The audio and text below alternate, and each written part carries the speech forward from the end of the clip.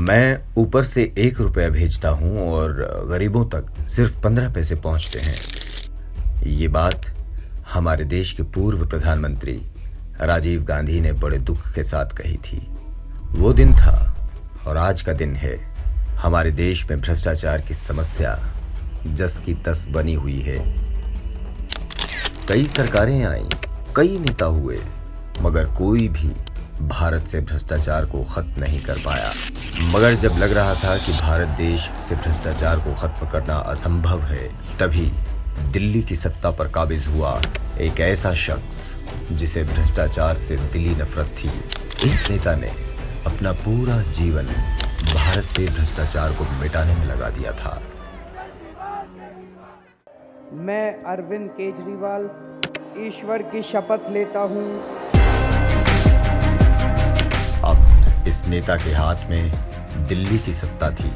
सब उम्मीदों भरी निगाहों से देख रहे थे कि क्या जिस समस्या का हल पंडित जवाहरलाल नेहरू नहीं निकाल पाए, जिस बीमारी के आगे अटल जी ने भी घुटने टेक दिए, उस भ्रष्टाचार रूपी दीमक को केजरीवाल कैसे समाप्त करेगा। आज दिल्ली में केजरीवाल ने ये चमत्कार करके दिखा दिया है। आज दिल्ली के बजट का पन्ना पन्ना चीख कर ये कहता है कि दिल्ली सरकार से केजरीवाल ने भ्रष्टाचार का सफाया कर दिया। जिन फ्लाईओवर के बनने में अब तक सालों लगते थे, जिन्हें बनाने में अप्रूव हुए पैसे से डबल खर्चा आता था, आज दिल्ली में वही फ्लाईओवर जारी किए गए पैसे से भी कम पैसे में बन रहे हैं। जी हाँ, पिछले 8 सालों में केजरीवाल सरकार ने सिर्फ फ्लाईओवर निर्माण में ही कुल 557 करोड़ रुपए से ज्यादा की बचत कर ली। ये पैसा पिछले 70 सालों में भी बचाया जा सकता था। ये पैसा आज भी देश के बाकी राज्यों में भी बच सकता है, मगर बच नहीं पाता। अगर इसके पीछे कोई वजह है तो वो है गुड गवर्नेंस। केजरीवाल यूं ही मुख्यमंत्री नहीं बन गए। केजरीवाल ने पहले इंजीनियर और फिर सिविल सर्वेंट रहते हुए एक बेहतर शासन चलाने का हर वो राज जाना है जिससे बाकी नेता अछूते रह जाते हैं। आपने टीवी स्क्रीन पर लच्छेदार भाषण देने वाले नेता तो बहुत देखे होंगे, मगर भारत के इतिहास में जनता की जेब में पैसा डालकर बजट को मुनाफे में रखने वाला पहला नेता केजरीवाल आया है। आज हमारे देश पर 155 लाख करोड़ रुपए का कर्ज है। हमारे देश की सरकारों ने अब तक जो भी विकास किया वो कर्जा लेकर किया।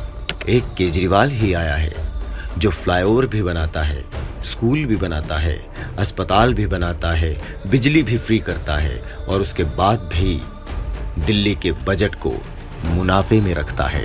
अगर आप थोड़ा सोचेंगे तो आपको ये साफ हो जाएगा कि कैसे केजरीवाल का ये काम किसी चमत्कार से कम नहीं है।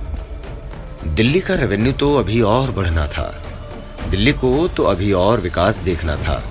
इसी उद्देश्य से केजरीवाल ने नई शराब नीति बनाई थी, मगर उन्हें क्या मालूम था कि इस देश की सत्ता में बैठे भेड़िए उनके इस कदम से जनता को होने वाले फायदे को पहले ही परख लेंगे। आज मनीष सिसोदिया, सत्येंद्र जैन, संजय सिंह के जेल में होने की वजह ये शराब नीति ही है। मोदी सरकार जानती थी कि एक बार ये शराब नीति बाजार में आ गई तो केजरीवाल के पास दिल्ली का विकास करने को और पैसा आ जाएगा। ये बात उस मोदी से कैसे बर्दाश्त होती जिस मोदी की पूरी सियासत देश को अनपढ़ और गरीब रखने में है। आज यही शराब नीति पंजाब में लागू है, जो वहां की सरकार के लिए खूब रेवेन्यू जनरेट कर रही है। केजरीवाल एक मध्य वर्गीय परिवार से निकले हैं। वो एक एक रुपए की कीमत बखूबी जानते हैं। वो जानते हैं कि अगर वो ऊपर से 1 रुपया भेजेंगे तो जनता उस 1 रुपए का इस्तेमाल कर उसकी कीमत दोगुनी कर सकती है, क्योंकि हमारे देश में वो काबिलियत है जो बिजनेस को बड़ा करना जानती है। आज तक हमारा देश भ्रष्टाचार के जंजीरों में जकड़ा रहा। केजरीवाल ने दिल्ली सरकार को इस जंजीर से मुक्त किया है। अब बारी भारत को नंबर 1 बनाने की है।